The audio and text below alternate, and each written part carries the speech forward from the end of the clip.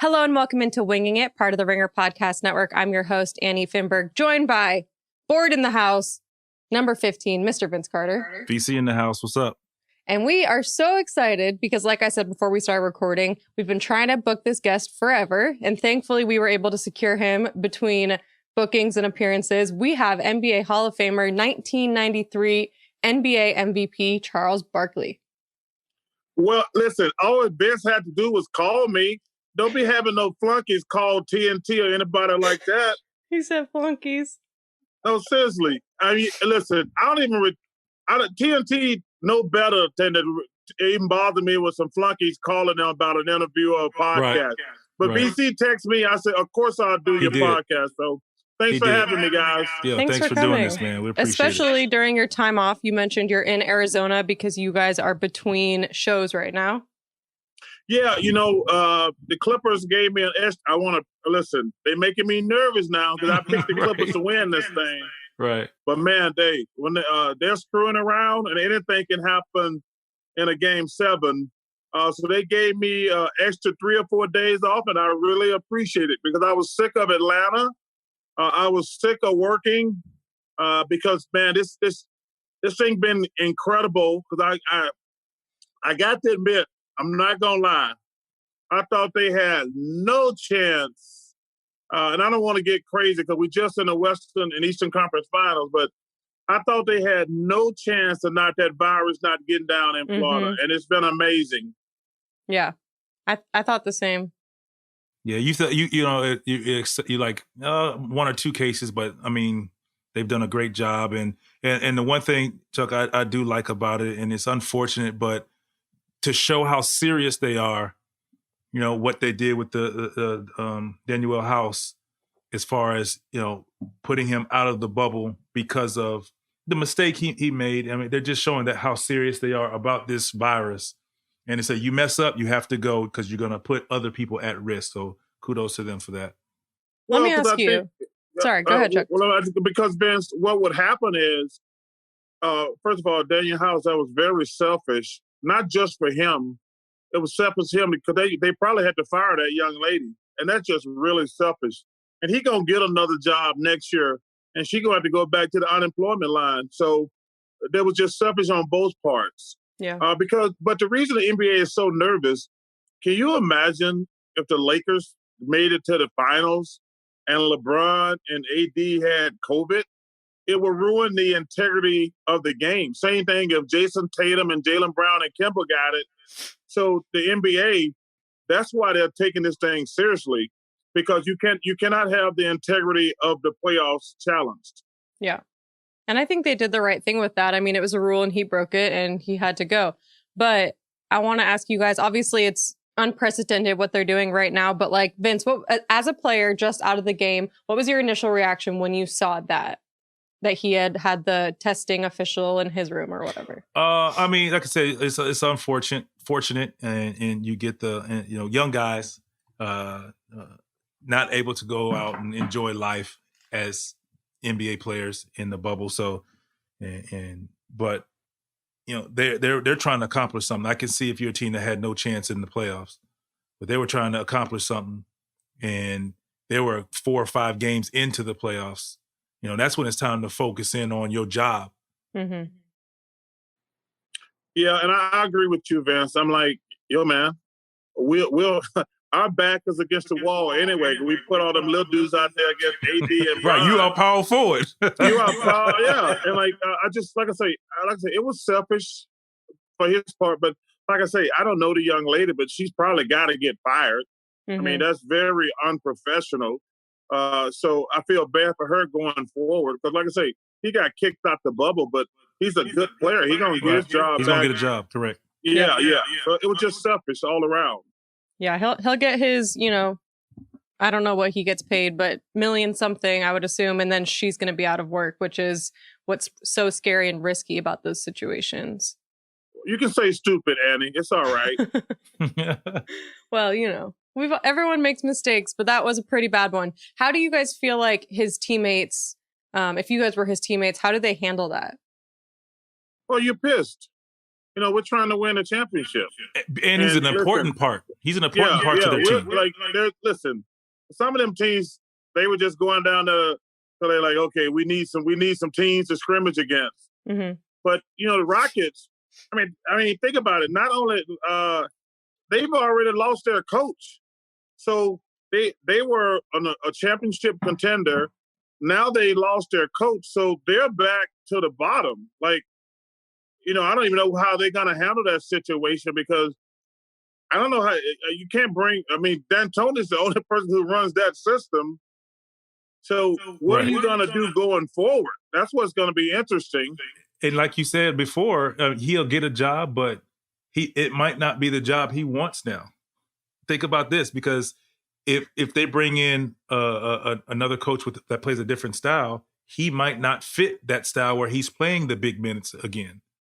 Well, but it's going to be harder on James and Russ, but they're going to have to change their game. Absolutely, they're going to change their game 100%. And Daryl Morey, he went in all on this small ball, and so now they're pretty much stuck with this small ball. But listen, it was just selfish, and I hope he'll learn from it. Yeah, I hope so. Yeah.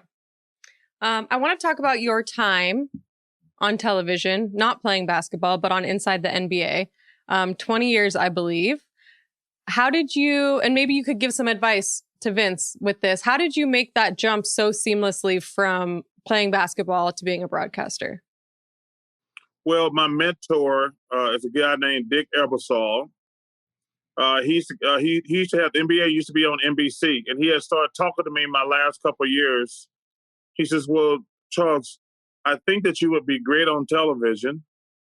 He says, you're always going to be in trouble, but I think you'll be great on television. I just started laughing. He says, I said, what does that mean? He said, oh, you're going to be great on television, but you're always going to be in trouble.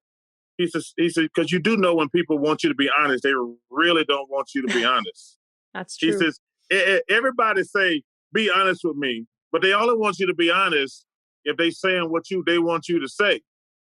And, when it comes to fans think their favorite player is the greatest thing in the world, and they think their team is a contender. And we know that that's not true. Because I had developed a reputation, like, I'm not going to lie. It's too hard to remember every lie. I'm going to be a straight shooter. And I tell you, one of the most difficult things that happened to me was I did a friend of mine a favor. I had already verbally committed to NBC. And he said, hey, I'm trying to get some brownie points down at Turner. Go sit down and have a conversation with those guys. I said, well, I already committed to NBC. He said, just do me a favor to make me look good. So I went out to dinner with those guys, and we had a great meal. And we sit around and start smoking cigars. And they says, well, what's your goal on television? I said, well, 90% basketball, 10% social justice and issues like that. They're like, what do you mean? I'm like, we can't talk about basketball all the time. We got to talk about things that are happening in the world. And I says, they said, well, you won't be able to do that on NBC. And they said, listen, we'll let you do whatever you want to. And Kenny gave me a really nice compliment the other night. He says, I got to admit it, when we never used to talk about any social issues until Charles got here. Mm-hmm. And I thank him for that compliment, because when I took my job, I said, yo, man, I am not going to just sit around and talk about basketball. And it worked out great. And I had to call. I got home at 1 a.m. I called my agent. And I said, man, I might have a problem. I really think I'm going to sign with TNT. And he said, well, what do you want me to do? I said, well, let me sleep on it. I ended up just sitting up all night because I couldn't sleep. And listen, I ended up waking up at 6. I said, hey, I'm going to go with Turner. He said, you need to call Dick Ebersol. I said, no, let me do it. Because Dick had been great to me the entire time I played in the NBA. And I was like, and it was a very difficult phone call, but he said, hey, those guys at Turner are good guys. And the rest is history. Oh, and but listen, you, as far as advice for Vince, Vince, you went to Aspen, right? Yeah. Congratulations. You'll do a good job there. But, Annie, there's not a lot of stuff to do when you retire. Because think about this, like, you can go the television route, you can go into coaching, you can go get a 9 to 5, that's out the window right away. I mean, hey, no guy. That's hey, not I it. play.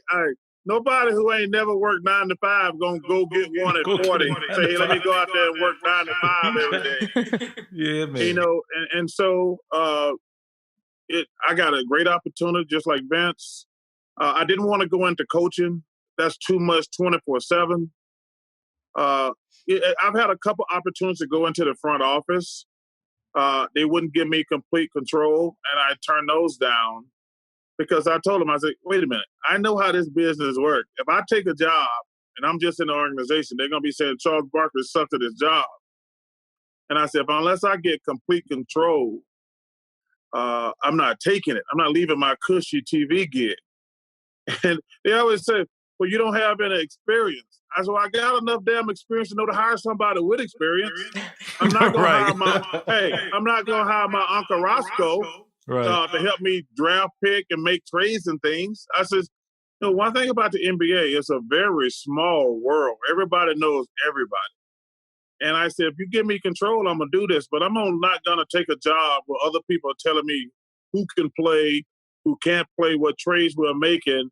And then guys like myself and Vince going to come on TV and bash and say, I don't think Charles know what the hell he's doing down there. So, but it worked out great for me, and I think it's going to work out great for Vince over at ESPN because, listen, ESPN does a fantastic job. I just hope he can get, if he does anything with Stephen A., he can get a damn word in. Get a word in. I love Stephen A., but I like giving him a hard time. Yeah. Well, we're really excited for Vince too. You know, I have been getting him ready to go on TV for the past 2 years doing this podcast. That's a joke. He's been doing TV for a very long time. But we're really excited. Obviously, he went with ESPN, but that should be good. I want to ask you, you've had a history during these playoffs to make some guarantees certain teams. Yeah, you're 0 for all of them.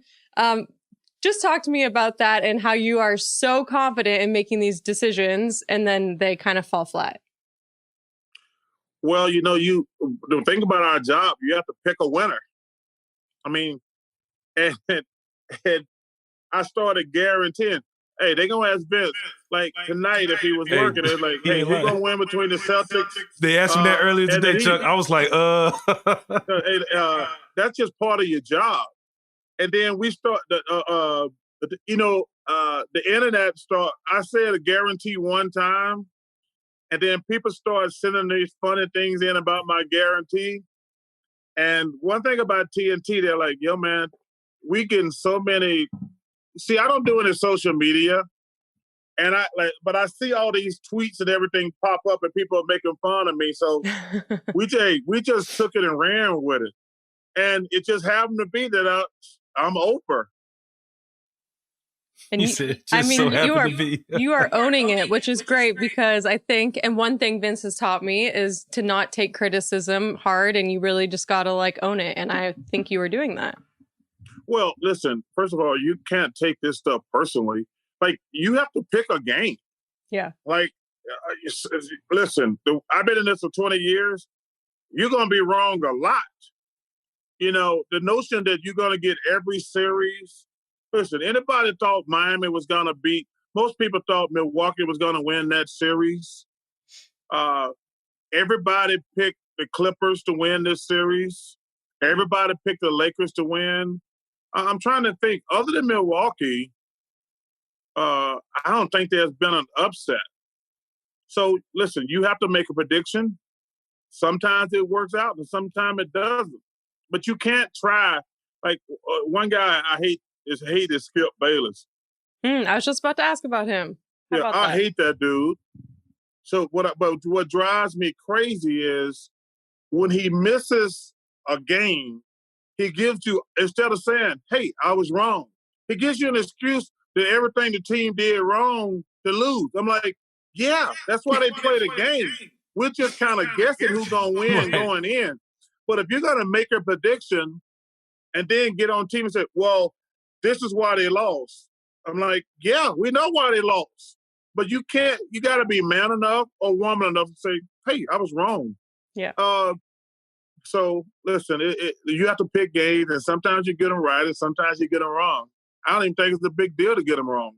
No. And sometimes you guarantee that the Blazers are going to sweep the Lakers, which is bold, and I love it. Yeah, I was really bothered by that because, when they won that first game, and then they didn't play good, obviously Dame got hurt and Zach Collins got hurt, and, man, they really missed Trevor Ariza, but they were scary going into the bubble. I mean, because you got CJ and Dame, you got a chance. Yeah. Since you mentioned Skip, I want to come back to Turner in a second, but I wanted to ask you guys both. Vince, we talk about mental health on the show all the time. It's very important. It's very important to talk about. Obviously, everyone knows that Skip had some harsh words for Dak Prescott when he talked about having depression after his brother passed away. So I wanted to get both of your opinions on that. You said what you feel about him as a broadcaster, but how did you guys both feel about that comment? Go ahead, BC. I thought it was a little insensitive and it's harsh. When you're talking about death and somebody losing a family member, I mean, I feel like, in my opinion, there's just some lines you don't cross, and and you kind of put yourself in that position on how would you feel and or react when you're in that situation and somebody is coming after you like that. So I don't really listen to Skip very much. I only see the little blurps that pop up. I just, when I did see it, that kind of bothered me for that. I mean, this man is going through, losing a family member. And then, I listened to Stephen A. Talk about losing his mom, and it's taken him 3 years to get halfway back. And listening to Max talk about it took him 5 years after his brother passed. So it's just one of those things you have to kind of just have some empathy. Yeah, I was really bothered because number one, I don't like Skip. So anytime I want to preface that, but for somebody on TV to say, "Oh, he's the quarterback of the Cowboys. He shouldn't be worried about his brother who just killed himself," like that is so bad. Yeah. I mean, we can talk about mental health, and obviously that's a big deal. Shout out to the NBA for some of the amazing stuff that they're doing. But for somebody, a talking head, to get on television and say, "Oh man, we know your brother just killed himself. Don't worry about that. You're the quarterback of a football team." I mean, if you don't have any sympathy in your heart, like, yo man, did you really just say that? I mean, the kid killed himself only a couple months ago. Yeah. Yeah. And for you to say, "Oh, we don't have time for that. He's the quarterback of the Dallas Cowboys." Like, if you don't realize, and then he gave that half-ass apology, talking about people misconstrued. I'm like, wait, I think people saw what you said. Right. You said, we ain't got time for him to be upset. The season's starting this week. He got to concentrate on being the quarterback of the Dallas Cowboys. I'm like, are you serious? How is that misconstrued? That's exactly what you said.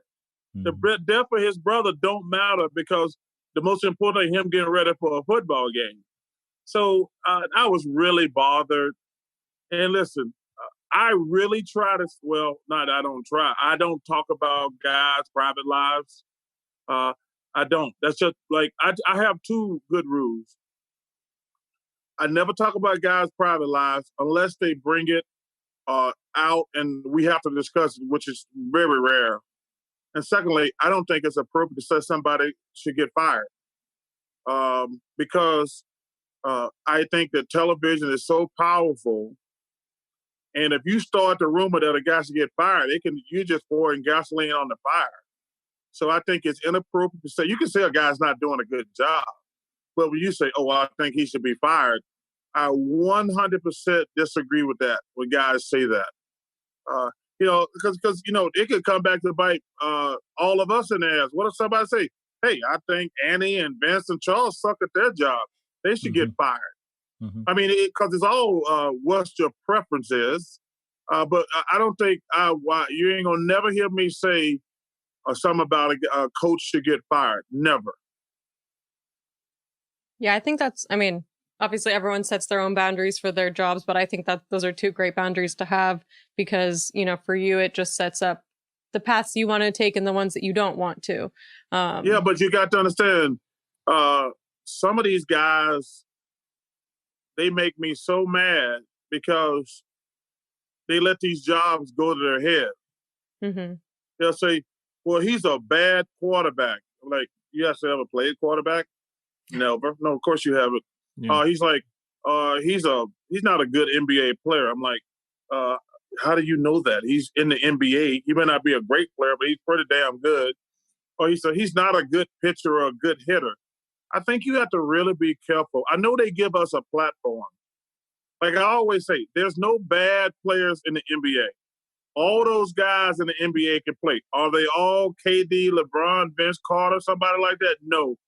But there ain't no bad players in the NBA. And I always say that.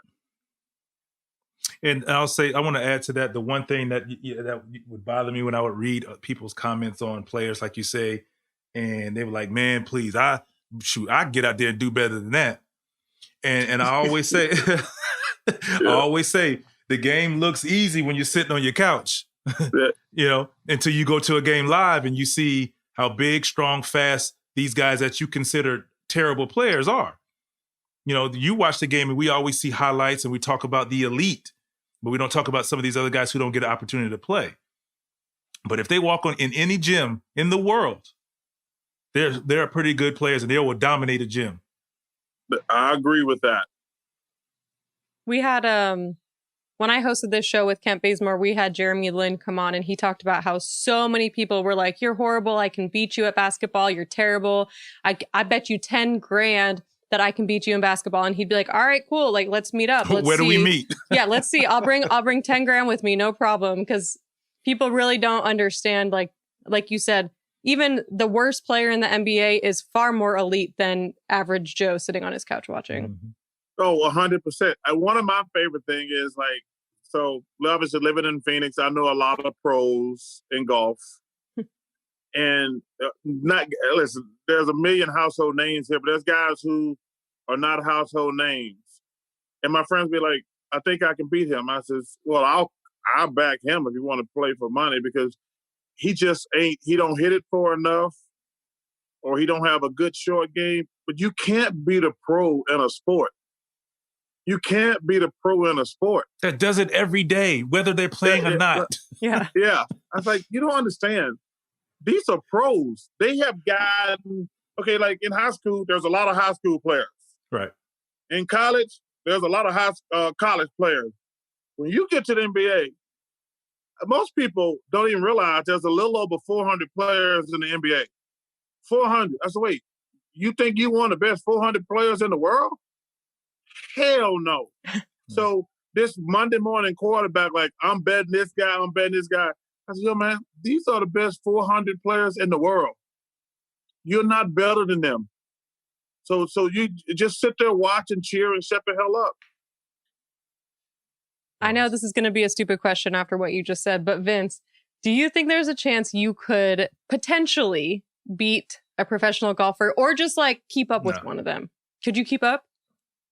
Or would it be average Joe playing against Vince Carter? It's just so many things. I could outdrive them every now and then, make a play. But it's just the getting the opportunity to play against a lot of pros and to see how they break the game down. Just like us playing in the game, we break the game down in scoring in different positions. From the wing, or Chuck, had the ability to score in the post and outside. You know how to strategically score in the game of golf. Like as an amateur golfer, when we hit shots, we're hoping for the best.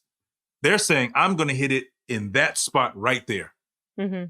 Even what we consider the worst golfers, these guys are great. When you see them, you're like, man, wait a minute. How is he not on tour? Yeah. I found myself saying that a lot of times, man, this guy, how you're not on tour? It's just amazing. No, I don't think so. Not now. Not now. What about... when you play with most of those pros, the guys who ain't good, they can't putt and they got no short game. They all hit it long. The one thing now, they made the courses too long, so a lot of guys are just too little to bomb it out there. but they can all hit it a long way. They're going to hit it straight. They're going to be on every par 5 and 2. Yeah. But they can't chip and they can't putt. And that's what separates the best players. And these guys can talk about, all these people who talk about beating the pros, they can talk about you're good at playing on your course that is not at a tour level. You know what I'm saying? So when I got the opportunity, I played East Lake when it was just regular East Lake, and I played East Lake when it was at tour level. It's totally different. It's like playing in the gym in the bubble and playing in the gym during the playoffs. In the regular time, it's totally different atmosphere. The rim looks smaller with all those people, and the fairways look more narrow, and the rough is like trying to hit out of like wool. Yeah, I agree. I have played courses like when we play a course, it's this wide. As far as I can, like, and I'm exaggerating, it's a lot wider. But when you play like a tour level, like at the U.S. Open this week, those fairways gonna be about this wide. I played Wingfoot, and it was tough then, so I could imagine. And then, like, hey, and listen, when I saw you playing at East Lake last week.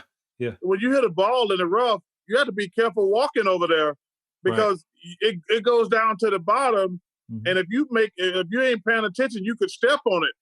I mean, I tell people, man, being a pro, you did something in your life. It's a great accomplishment. I mean, obviously, the longer you play and the more success you have, but if you make it to the pro for a couple of years, man, that's pretty damn good. And I give kudos to all professional players in any sport because they, we as athletes and professionals have made the game look so easy to the eye to where a fan can sit at home and feel like they can beat that player because of what they see from a LeBron James or what they see from a KD and Michael Jordan and Chuck. And so all these players, and you get out there and like I said, you can get out there and it's like I said, you sit on your couch and watch and you're like, man, what? Like, man, he looks slow or whatever. Until you sit on that court, go sit courtside. Go sit courtside and see how fast and how big these guys are doing what you think you can do. It's just totally different. So like that's why my experience playing, like I said, East Lake and I played in that without the stands, so that makes the fairway even more narrow. Yeah, what you said about the one thing my friends say to me when I was playing, and even today, they're like, "Man, y'all got some big dudes in the NBA." Because sitting out in front of your television or sitting on the roof, you can't see how big these guys are. And, I've always been amazed. Like the first time I met Shaq, I was like, damn, that's the biggest dude I've ever seen in my life. Right. But going back to my day, first time I met Michael Jordan, I was like, I've never seen anything like that before. Mm-hmm. I mean, it was amazing. I was in the Olympic trials, and I probably should have made the team. Bobby Knight just didn't like me. He didn't like me because he's a dick.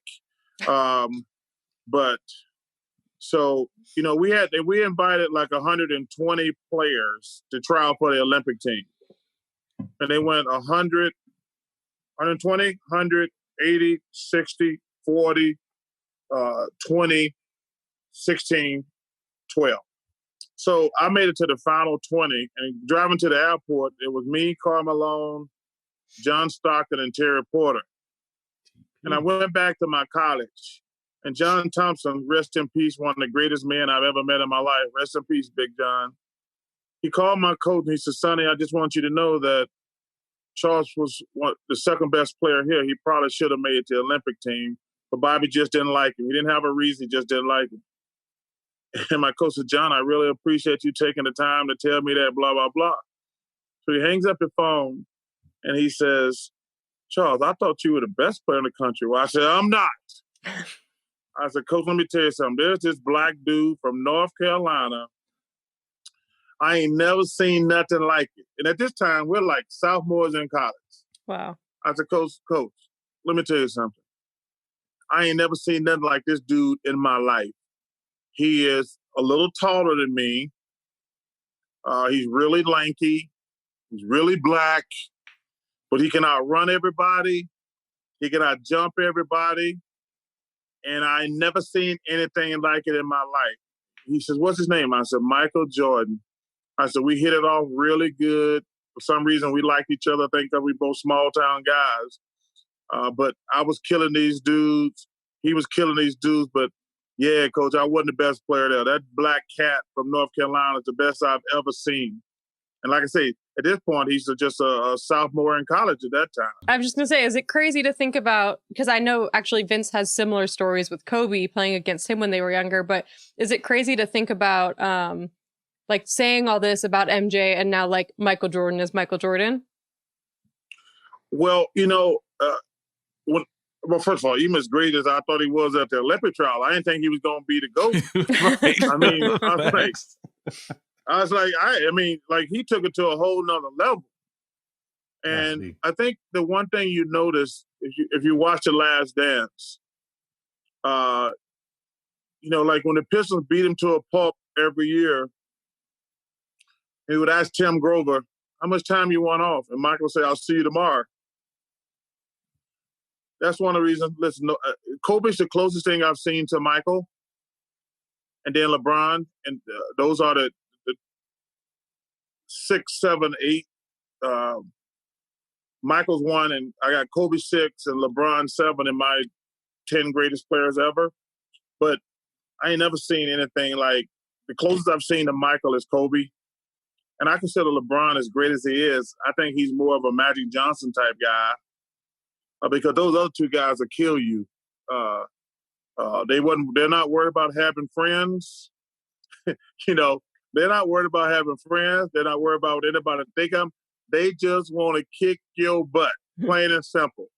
Bird was like that. He just didn't have their athletic ability. But man, Michael and Kobe, those are two trained assassins right there. Yes, sir.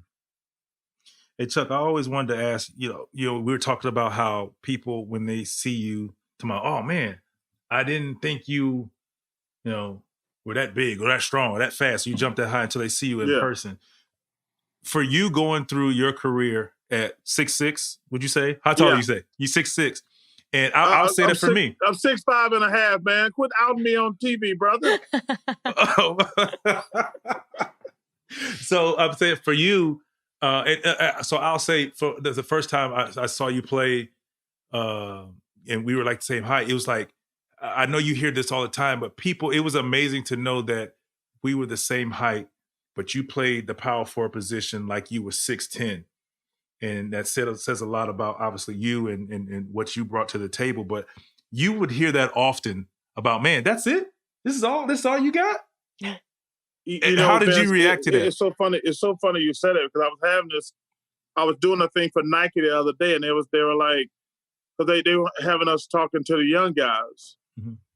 And I said, guys, what y'all did in college don't mean nothing to us in the pros. Mm-hmm. This one kid says to me, it was about 15 guys on the call. This one kid says to me, well, how can Nike help my brand? I said, yo, bro, you ain't got no brand. He like, what do you mean? I said, bro, we don't care what you did in college. Let me tell you something. You're going to walk in a room with a bunch of grown-ass men who all can play, who got families. They ain't been reading your press clippings. Right. And there's a guy, a third, fourth string wide receiver trying to take your job. You were just drafted early. You ain't got no brand. I said, dude, your brand starts when you start having success in pro football. I said, listen, when you in high school and you're the big man on campus, when you go to college, there's a lot of them there. Exactly. There's a lot of big men on campus. And then when you go to the NBA, you're like, yeah. We don't care what you did in college. That means absolutely nothing else. We're trying to keep our damn job. Right. Hey, we're coming for your head. I'm trying to be a part of that 400. We got families. We're trying to feed our family. We don't care what you did in college. So every time you go to another level, when they told me I was too short for high school, I'm like, hey, if I can't do it, they'll let me go. When I went to college, same exact thing. I said, hey, if I can't play, I can't play. And then when I got to the NBA, I says, man, I'm gonna make this thing work. I mean, because originally I was just gonna get 10 rebounds a night. I had learned to score and work on my game, but I got to the NBA. I was in college for 3 years. I led the SEC in rebounding every year. Mm-hmm. So my original goal was, I was like, I'm gonna be one of those guys. I'm gonna be a rebounding specialist. But I got so lucky. The most important person in my basketball career is Moses Malone. Mm. You know, so Vince, I played about 295 pounds in college. And I get drafted by the Sixers. We got Moses, Dr. J, Maurice Cheeks, Andrew Toney, Bobby Jones, Porter, great people, Clint Richardson and Clement Johnson, guys like that. Mm-hmm. So I'm the number 5 pick in the draft. And I'm not getting to play at all. And I went up to Moses Malone. I said, Big Mo, we lived in the same building. I said, can I come up to the penthouse and talk to you tonight? I said, Big Mo, why am I not getting to play? He says, oh, young fellow, you fat and you lazy. I'm like, what? I'm like, what? Just like that. I was like, what do you mean? He said, you're fat and you're lazy. He says, son, you got a lot of talent, but you so out of shape, you can't work hard. And then, you know, I said, okay, will you help me? He says, I'll meet you. Then I went downstairs and cried because it was painful. When a guy calls you, you're fat and lazy, and you know, that's okay. He says, let's lose 10 pounds. So he meets me every morning, every night. I lose 10. I'm down to 290. Okay, so now I'm starting to work harder. It gets me down to 280. Now I'm starting to play. He gets me to 270. Now I'm starting. It gets me to 260, 250. And now I'm starting to really play now. And he says, I actually got to 240, but I had no strength and no energy. Now, was that all the same year? Yes. Okay. Wow. My rookie year. Okay. And he got me to 250 is your playing weight. And the rest is history. And so, you know, I'm so glad for Moses, man. I called him dad to the day he died. And I'll tell you this, Vince, one of the most bittersweet days of my life was doing a eulogy at his funeral, because I got a chance to tell everybody what this dude took a fat kid from Alabama and made him into a great player. And I'm glad I was able to listen to him. Because, Vince, you know, you've been in the league a long time. You said it right there. There are some hard knuckleheads out there like, oh, you just an old man hating on me. Mm-hmm. You know, dude, I want you to be successful. But, you know, and I had some issues later in my career when I was trying to help young guys. They're like, oh, you the old get off my lawn guy. I'm like, you ain't going to make it. I've seen a bunch of guys like you. I listen to those older guys. But, you know, you want to do it your own way, that's fine. And then like 1 or 2 years, they're out the league. Mm-hmm. Because, like, dude, I want you to be successful. This is the greatest job in the world. In the world. In the world. I tell people, playing professional sports. I was talking to the Jacksonville Jaguars the other day. I said, man, y'all guys know y'all got the best job in the world, right? We get paid millions of dollars to work 1 day a week. I mean, you have to do some other stuff in the NFL, but like, you're going to make more money in 1 week than most people going to make their lifetime. And those people are going to be working at least 9 to 10 hours a day, every day for 30 years.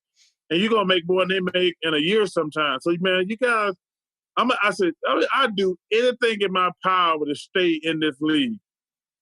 Especially the way the NFL is. No question. And I say, if you get lucky enough to be in the NBA, I'm like, man, let me get my fat butt in shape. I'm not turning. I got to stay here. This is like stealing. And when they start paying you for wearing shoes, I'm like, wait. They're going to pay me to wear shoes? I don't just get the shoes free?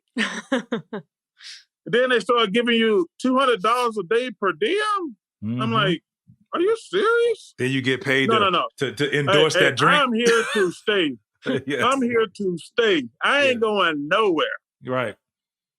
And it's refreshing and funny because in my experiences, my last couple of years being the vet and talking to guys, and it's kind of like, you know, you guys, you will agree with this because I've heard you say it, but guys are a little more sensitive now when you try to talk to them. So you kind of just, you know, work your way into, into a conversation about whatever it is. And sometimes I recall myself having to, hey, you can listen if you want to. You can come talk to me if you want to. I'm always available. Yeah. But don't ask me for my opinion or your help when you don't want to really receive it or hear what I got to say. So it's so funny hearing you say that and going through that. And I'm sure all vets go through that, because I can recall Kevin Willis kind of saying that about me as a young guy. It's like, man, chill, man. We got it. Because, like you said, it's the greatest job in the world. I finally made it. I got it. But then I understood how hard it is to stay. Yes. All right, Oak, Kevin Willis, D Brown, Doug, what y'all say now? I'm listening. And I was able to take off. And see, you're lucky, and because somewhere in the middle of my career, the young guy, we started drafting those high school guys, and those dudes ain't listening to nobody because they got all their loser friends on one shoulder, and they got their family on the other side. Like, yo, man, them old dudes just hating on y'all. Right. We got this. I'm like, yo, man, I seen this movie. Your ass gonna end up broke. Right. Them people don't want you to listen to people like me because they want your damn money. Mm-hmm. That's the day. I'm telling you, get them people off your shoulders, not your head. Them people just want your money. And I ain't trying to be no old get off my lawn guy. Right. I seen how this movie gonna end. Mm-hmm. There's a reason 80% of professional athletes go broke. 80% of us go broke because that's a huge all number. Your family and friends, when you start making money, they coming. They are coming. And you just got to learn the magic word. No. Yep, no. And don't feel guilty. And don't feel guilty about it. Correct. The backside of that is when you're not making that 15, 20 million a year, when you're making 2-3 million a year, same type of money not coming in that you trying to shell out too. So it goes quicker. So it's just, like I said, and it's just so crazy to understand and I never understood that. It's like, okay, here's a guy who you think is, like you said, the old man, hating or whatever. But at the same time, this quote unquote old man that is trying to kick game to you has seen the game, has been through and probably made the mistakes or avoided the mistakes that you're either heading down or can possibly go down. Why wouldn't you listen? Because I'm telling you. I mean, I get it. Social media too. Yeah. Them friends say, man, I don't want you talking to these old guys. They're going to talk some common sense into you. Yeah. Right. So while we're talking about your playing days, Charles, I want to ask Vince because he has a steel trap for a memory. According to my findings, you guys played each other once in the NBA. Yep. Vince, I want to know, do you remember who won? Because I'm sure you do. And do you remember how many points you had? No. You one time I recall, I know Chuck might not, I remember playing again. We played one time, right? Mm-hmm. No, so well, that's what I found. It was at Houston. I remember it. Yeah. I'm not counting that. Yeah, okay, but I'm that's not the only time. my last 2 years in Houston. that was the time, and I'll never forget. The one thing I remember about it more than anything is, I asked you about, when we say, everybody would see Charles Barkley like, oh man, he doing all that dunking and jumping and rebounding, averaging 15 rebounds at that height.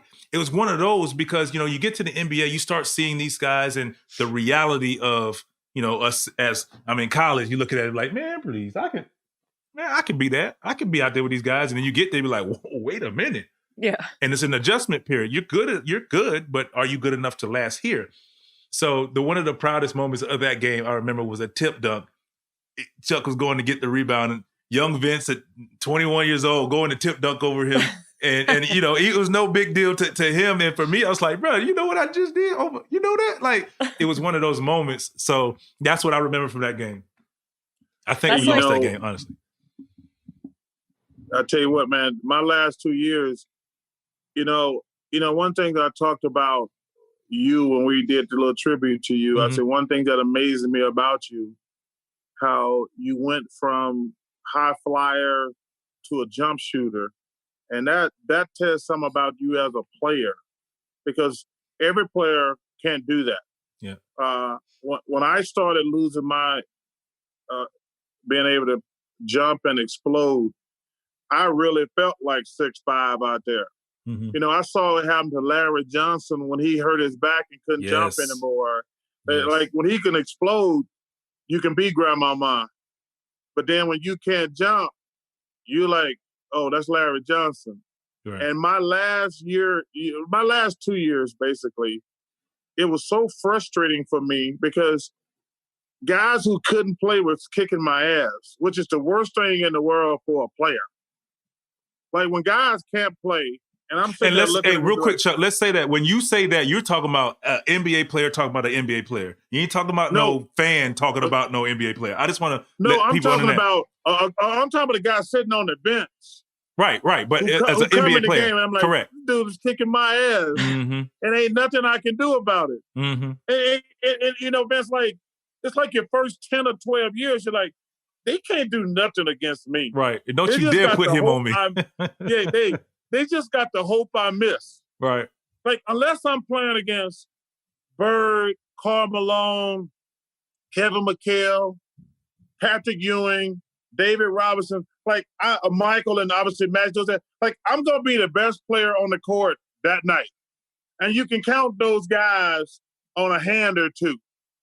But then when you get older and you're like, yo, man, this dude can't play. And he is killing me. Mm-hmm. It's time for me to go home. Mm-hmm. And man, it's so painful because nobody retires on top. That's the thing that people never talk about. I mean, like all these guys, they were going at Michael Jordan. He played for the Wizards. I said that don't even count. That's just, and he still was getting 40s. Hey, listen, one thing we learned during the Last Dance, they didn't want any of that guy. No. Absolutely not. No, y'all did not. Y'all, no, seriously. Yeah, they can say what they want. MJ playing right now in today's game wouldn't be fair. Oh, it would be scary because you can't even touch people now. Mm-hmm. But I said, you know what? Even though it was in my time, because me and Michael went to the NBA together, I forgot how bad the Pistons beat him up. You know, that Last Dance brought back some great memories. I mean, it brought back some great memories. I'm like, damn, man, they were beating the hell out of this dude. But the thing that amazed me, when you're talking with Tim Grover, he's like, hey, how much time you going off? He said, I'll see you in the gym tomorrow. I mean, and that to me what made Michael so special. Like, he was relentless. Yeah, and I'll say I was fortunate enough and old enough to be able to say that I've played in that era of physical basketball when it was half court. The East Coast was half court. Yeah. Basketball that was a fight. It wasn't a battle, it was a fight.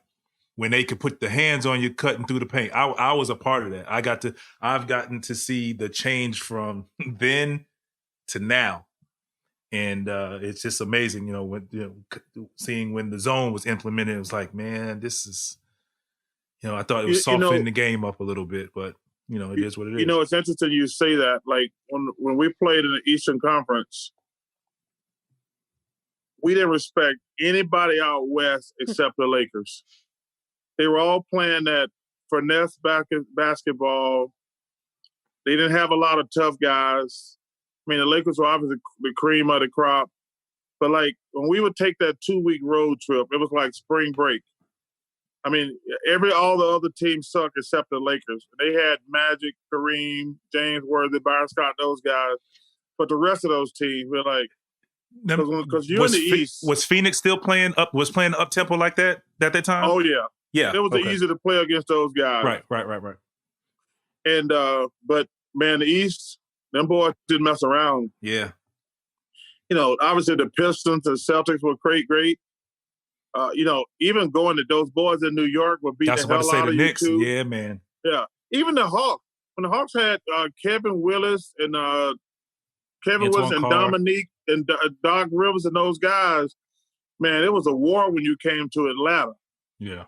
I mean, and because Dominique could dunk on anybody. Don't let him hear that. Well, I will say, even though you said your last 2 years don't count, Vince had, I believe, 32, but you, Chuck, you had a near triple-double. You had 16, 14, and 9. Why do I remember you had 16? I was about to say you had 16. I don't know why. And I do want to say, Vince, I feel like when you told that story about when you had the tip and dunk over him, I feel like that's these past couple of years when guys try to dunk on you. And I'm like, the disrespect. Like, who do I need to fight right now? How dare you? Hey, but they're probably like, oh, I just dunked on Vince Carter. Hey, I kept my head on the swivel. I knew when you going for a rebound, these boys coming for you now, boy. Oh, I get it. Yeah, listen, when that ball going up, my last couple of years, I was like, oh my goodness, these dudes can really jump out here. Yeah, I was like, let me hit him first. If you don't hit him first, look out. I learned out two things my last couple of years. I said, man, these dudes can really run out here, and they can really jump. You know, like your first years in the league, you cannot jump anybody. Yeah. You cannot run anybody. You can always catch somebody. But your last couple of years, woo, that ain't no joke. Yeah, I agree, man. It's just it's funny how you just kind of see how things change. It's like you feel like, oh, he taking off, man. Let me go run him down. Like I said, my last couple of years on the fast break, boy, I'm like, well, I'm gonna go ahead and let them do what they got to do. I'll be the trail 3 every time. hey, and that's the way it is when you get older, brother. Yeah. You have to be like, hey, let me stay out of harm's way. Yeah, but that goes back to what I said, like, you know, learning and understanding the strategies of the game and the angles and how to break the game down. And that's what I learned. And that's how I was able to survive and play this game so long, because I knew things and can get to different spots at this age that a younger guy couldn't do or hasn't learned yet, I'll say. Well, because I think one thing that started hurting basketball, and when we started drafting high school players, and now we draft a kid who's only been in college for 6 months. Mm-hmm. They don't know how to play basketball. Yeah. Well, if you look at, other than Kobe and LeBron, none of these guys, Tracy McGrady but they're not on the level with Kobe and LeBron and Kevin Garnett. They're right there. Yeah. But most of these guys can't play because they didn't learn how to play basketball. Now, those guys are all going to be all Hall of Famers. But the problem is, we're drafting guys out of high school at the time, or guys who are in college 6 months now, who can't play. And I think it has had a really negative effect on our game. One of the reasons we have a lot of bad teams, because those are the guys who are drafted in the lottery, the bad team. Mm-hmm. And they're getting a guy who's only been in college for 6 months. And he's not going to help you get better. And who's being taught by a guy who's been there for a year or two, who did 6 months and still hasn't played yet. Yeah, I 100% agree with you on that. Like, I went to Dr. J and Moses and those guys. You go in the NBA now, you're getting a guy who's 22. What the hell is a 22-year-old going to teach me about, number one, about life? Mm-hmm. But he don't even know anything about basketball itself. And I always talk about this on the podcast, is that when I walked into the NBA, like you're saying you did, the locker room was, if it was 12, 13 guys, whatever, 12 guys, it was 9 or 10 vets and 1 or 2 rookies. You walk into a locker room now, it's 1 or 2 vets and 12, 13 young guys. You know, it's just a totally different thing. So it's like, you can have a guy who's playing a lot of minutes and having some success, but he still hasn't quite learned the NBA game. He's still trying to learn. He hasn't seen it all. He hasn't seen half of what you will see in year 8, 9, or 10. But it really isn't that anymore. No, and I think and I've always believed that every team should have a guy like yourself on it, a veteran that you can go to and say, hey, because Chuck, now you need 1 or 2 of those, because your team is 14, 15 young guys. One guy can't do it. Yeah, but because like Dr. J taught me how to handle money. He taught me how to dress. He's like, hey, son, we're going shopping. I'm like, okay. And he bought me like 15. Well, I had to pay. We had to buy I had to buy. He's like, you can't wear sweats anymore. You're not in college. This is not Auburn. He says, this is professional basketball. Man, you need to dress like that. That's and he funny. took him and 2 guys took me down there to a place called Boyd's in Philadelphia, and I ended up buying 15 suits. And I'm like, wow, it was crazy, because I think if I remember, it was like $30,000. I ain't never had $30,000 in my life. Wow. But hey, it was something that I had to learn from. That's kind of how it was. That's kind of, but the funny thing, that's just how the NBA was back in the day. Like the same thing Chuck is saying. I went through the same thing with Oak and Kevin Willis. two guys who were dressers, and they understood that. But it was everywhere. You go to the games, you dress up. Like the playoffs, like it was understood. You dress up, you wear suits. That's that's just what it is. It wasn't like an option.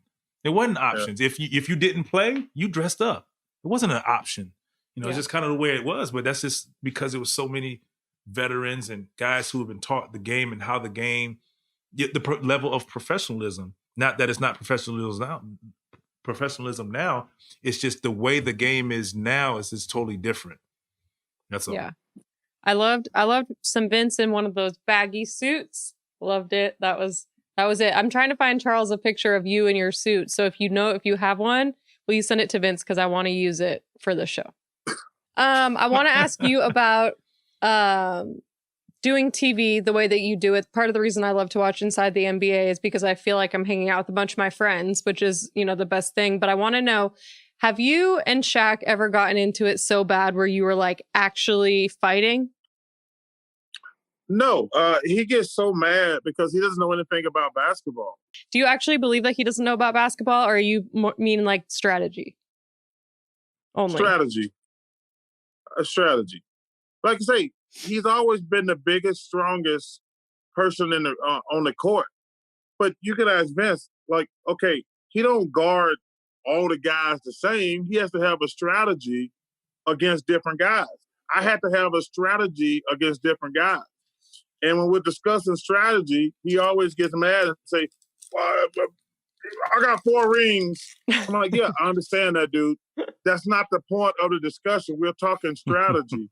So it's just funny when we get to arguing because we always know when he don't have a basketball answer. He says, you never won anything, which makes me laugh. I said, dude, that has nothing to do with the discussion we had. We know you were a great player, but there is a strategy to this. But like I say, in fairness to him, he's never had to worry about a strategy. I mean, he's always been the best player on the court. When he steps out there, the biggest out there, and he can just dominate. And Chuck, you can agree to this, obviously playing against him. The one thing about Shaq that maybe Dwight Howard would be the other guy. When you played against him, you were talking about the beating that MJ took. But Shaq used to take a beating. He was just so big to where he absorbs the punishment a little more. But if you sit back and watch it, like, well, you have to foul him hard because if you don't foul him, if you don't have to foul him hard, like he gonna put you in the basket. He gonna hurt you. Yeah, he gonna hurt you. I mean, because he's getting to the basket, and there's nothing you can do about it. So you got to hammer his ass if you want to be like, no, you're not gonna get to the. So you have to hit him hard. Yeah. I have a few more topics I want to hit, and then we can close really quickly. You're aware of the Magic City Wings and the whole dilemma that happened there with Lou Will. You spend a lot of time in Atlanta. I want to know, have you tried the wings at Magic City, the restaurant? Annie, I'm too old to go to strip joints. Is there an age limit? Yeah, that's like when you grow up. When you grow up. I used to love going to strip clubs when I was young, but I'm too old to be going to strip clubs now. But I will say this one thing. He lost 2 game checks for $150,000. Ain't no wings that good. I've never had those wings, but they're not worth $150,000. I don't think there's any food. Any wings are. Any food. No, you're right, but they are pretty good. Vince has had them before. He said on a couple episodes ago, the only reason he stayed after he ate the wings was to allow his food to settle because digest because he learned that if you if you get up and move too much after you eat, you'll get sick. So that is why he stayed at Magic City after he ate the wings. Come on, bro. Listen. Hey, down that hill, Vince. It can't prove you're lying. It's true. That's what happened. Hey, down that hill, Vince. They cannot prove it. That's what happened. Oh, boy. So you mentioned being young, going to the strip clubs. I know every NBA player likes to go out. Do you have any memories that you would like to share with us on your nights out in the NBA? Well, you know, I wish, you talk about being older and talking to these young guys. I remember, I think I got arrested 4 or 5 times for fighting. And I remember people saying rude things and blah, blah, blah, and end up fighting and going to jail. And I was like, when you sit in that cell, you feel like the biggest idiot moron in the world. And you're like, are you kidding me? How can I be that stupid? So the one thing I tell these young guys today is, man, listen, man, people gonna hate on you because you make a lot of money. Always walk away. You don't have to be a punk. You're not a punk. But number one, they might hurt you or you hurt them. Mm-hmm. But you got to learn to walk away. Because especially if you're out drinking, there's always going to be one jackass at the bar who got to call you a name just far enough away from you for you to hear them. And I used to be like, because, where I grew up, hey, if you want to fight, we're just going to fight. But as you grow up, you're like, yo, man, can you believe something bad could have happened? You end up in jail. Mm-hmm. But you got to learn to walk away. And that's the one thing I tell these young guys, man, people going to be saying stuff to you because they're jealous of how much money you make and how famous you are. Just walk away. I was out with some guys from my high school last summer, not this summer. And these 3 guys just being mean and nasty, and I'm laughing. And they're like, I tell my boys, I said, there's like, in the old days, there's like, let's go beat their ass. I said, no, let it go. And I said, yo, let me ask you a question. What do I get out of beating these 3 dudes up other than bad publicity and lawsuits? We're just going to go to another, I said, we're just going to go to another bar. I says, yeah, we could beat the hell out of these guys. And they're like, we'll keep you out of it. I said, yeah, but they're going to sue me too. And I said, first of all, if y'all hurt one of them guys, some really bad thing, y'all can go to jail for life or something. I said, so, just growing up and trying to, not that I'm the greatest person in the world, but just use your common sense. Because I've had a lot of fun. I mean, I love to gamble. I love to drink. So I've had my share of fun. I mean, I love to drink and gamble. I do. Hey, let me tell you something. I want to tell you a quick story about this guy. He is an entertainer. And what I mean by that is when he sees you out, we were playing here in Atlanta, and Chuck, I don't even know if you remember this, but we were in the hotel, the Four Seasons. After the game, we were playing the Hawks. I think I was in SAC, and I was sitting there with my buddy, and you were sitting in the bar with Isaiah and Dan Marino. And it's just, and he sees us over there, and Chuck, he gonna call you and talk junk to you just because, like I said, he's a fun guy. And for people who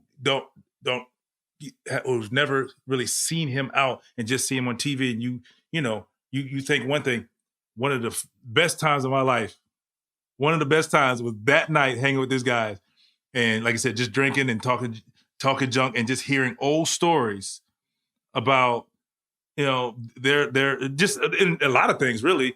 And I tell you, when I tapped out, and one thing he'd do was like, oh, let's get a few more. Let's break some more. And I had never been so drunk because of this man. You only gonna live one time. And that's what he kept saying to me right there. You only live one time. I said, well, shoot, I want to live tonight. And I want to be alive tomorrow. And all I had to do was go upstairs. But it was fun times, and that's one of the times in Tahoe. We playing in the Tahoe tournament. Like I tell you, man, like if for those who don't know Chuck like that, outside of what you hear, man, it's a great time. He's a great time and a great person to be around. Thank you, brother. Yes, sir. And before I learned my lesson, and I know my limit. Heck yeah. You can't you keep say up. One more. I'm just like, I'm going to the bathroom, and let me get out the way. And you are escaping. So before we close, I want to ask you, we obviously see that Vince has the 846 hat behind him. We've seen a lot of tragedy in our country, obviously, for a very long time, but it's finally being covered now. in a detailed way. I want to ask you, you've never shied away from covering, racial issues, social injustice. You even mentioned the reason you chose Turner was because you'd be talking about that kind of stuff. But I just want to ask you about everything that's happened recently, especially in the NBA. And you were on Inside the NBA that night when they decided not to have those games. So I just wanted to ask, from your perspective, what kind of a responsibility you see the, players, especially big name guys, and just kind of how you felt on that night when Kenny decided not to be there anymore, and just what went through your head there. Well, number one, I was pissed. I was pissed at Kenny because I didn't think he should have walked out. He should have told us in advance, because I had just said that was bogus what the Milwaukee Bucks just did to the Orlando Magic. They didn't tell them. And then like 30 seconds later, he did the exact same thing. I had no problem with him walking off. He should have told us in advance so we could have prepared. Because the show was like, uh-oh. So, but I was pissed originally. But like I say, I got number love and respect for Kenny, but he should have warned us. Just like the Milwaukee Bucks should, they should have warned the Magic. And it's funny. One of the reasons LeBron got pissed, rightfully so, like, you can't do that stuff on your own. You got to be united. Mm-hmm. Because what they did was, when they decided not to play, we didn't even have that game. But we had the 2 games that night. So what happened was they put the Rockets and the Lakers in a really bad situation. Mm-hmm. Like, wait, we can't play now. We're going to look bad. So, and then when you make decisions, you have to always have a game plan. That's the only thing that bothers me about it. Like, Kenny, let us know next time before you do something like that. Listen, this is a lot of stuff going on. These guys have done a tremendous job with their voices, but we got to come up with a game plan. Mm. We have extraordinary amounts of money. I like to see some of the guys. So one of the things I've done is I gave 4 historically Black colleges each $1 million, which I think is important and significant. I gave Black women in Alabama, where I'm from, I'm giving them $1 million to do IT startups. And I'm doing another $1 million for young Black men to be carpenters, electricians, and plumbers. Hmm. So instead of protesting and all the other stuff that go with that, we should put our money back in our own community. I think that's the best way to fight injustice, because, you look at it, there's only a couple ways to make a lot of money: sports and education. You can throw entertainment in there, but for Black people, the best way for us to be successful is athletics, entertainment, but education. We got to do a much better job of appreciating education. I think we're probably the only ethnic group that don't put education at the forefront of their household. I wish, it's interesting you asked that question, because I remember back in 1989, I made that commercial about the role model.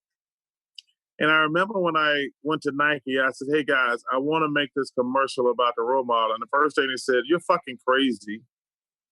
And I said, no, I'm not crazy. I said, I'm noticing something. And I think I was in like 5 or 6 years, and they have you going to speak all the time. And I said, I'm really noticing something about when I go speak at these schools. I says, when I go speak at these white schools, these kids want to be doctors, lawyers, engineers, accountants, things like that. Like, they got goals and ambition.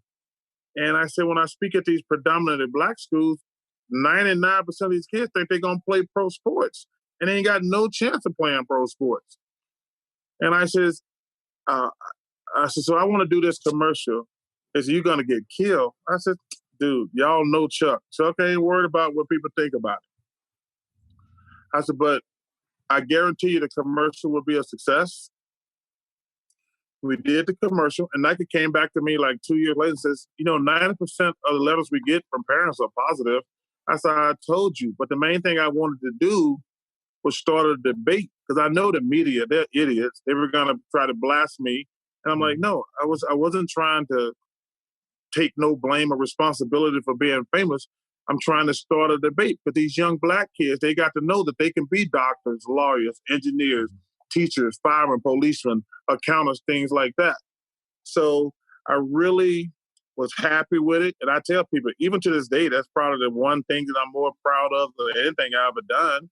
Because people even to this day still come up to me and say, "Oh man, that was a really cool commercial you made." But like I say, I just want young Black kids to know, like, yo man, you don't have to be Vince Carter, Charles Barkley, or Dr. Dre. You can be a doctor, a lawyer, engineer, teacher, fireman, policeman, accountant, things like that. And as a matter of fact, you got a much better chance of getting one of those jobs than being Vince Carter or LeBron or Charles Barkley or Michael Jordan. There's only 400 of us. There's a gazillion doctors, lawyers, engineers, and accountants out there.